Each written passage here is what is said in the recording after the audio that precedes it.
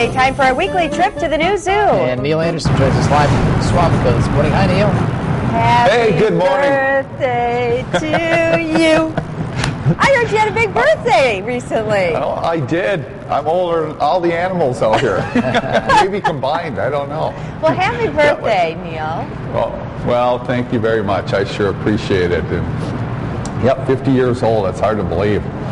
Geez, it just seems like yesterday. It does, doesn't it? That you were 49? But it really wasn't. Well, you look great, and happy birthday. I heard you had quite a few celebrations this month. Well deserved. Yes, thank you very much. Well, you know, with the winter storm and everything, you know, one of the things that we have, you know, out at the zoo is, you know, there's animals that can't be out on exhibit. There's some animals that can be on exhibit. You know, we have a storm or whatever, but we have we're in our animal hospital, and it's our quarantine room, but we do use it for winter holding. And there's only a few animals. That's one of the things that we looked at when we designed the zoo, is to minimize winter holding.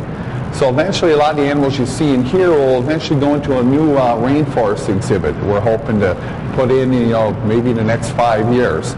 But some of the animals are actually going to go into our new education building.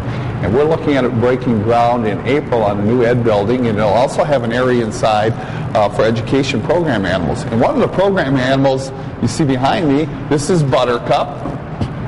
And you can check Buttercup out. She is she's getting all puffed up like that. She is a prehensile tail porcupine. And she's talking to us a little bit. She's from South America.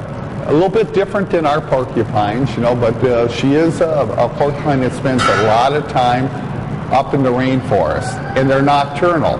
So you can see with her being nocturnal is she can take a look like around her nose here. And then she has all these little whiskers here, and those are so she can feel around in the night up in the trees. Now, that's the one thing with these prehensile tail porcupines. They call them prehensile tail porcupines, but you look down below here, I'm just touching her tail underneath there. These are all quills, but she doesn't have quills. She doesn't have quills down below here, and she can actually hook, just like, you know, what we call a prehensile tail porcupine, and she can hang on to the tree like this. So she has that ability. And she also has, you can see right along here, still whiskers down here.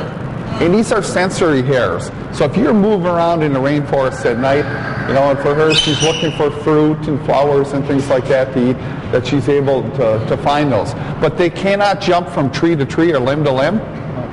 That's one thing they have to do, is they have to climb all the way down and then climb back up. And then when the little ones are born, they're only about 10 ounces. And they've got little red hair, and it is until close to almost a week before the quills begin to harden up on her. They're so full of neat things. Very cool. Neil, we have to get going, but we'll check back with you next hour, okay? Hey, sounds good. See ya.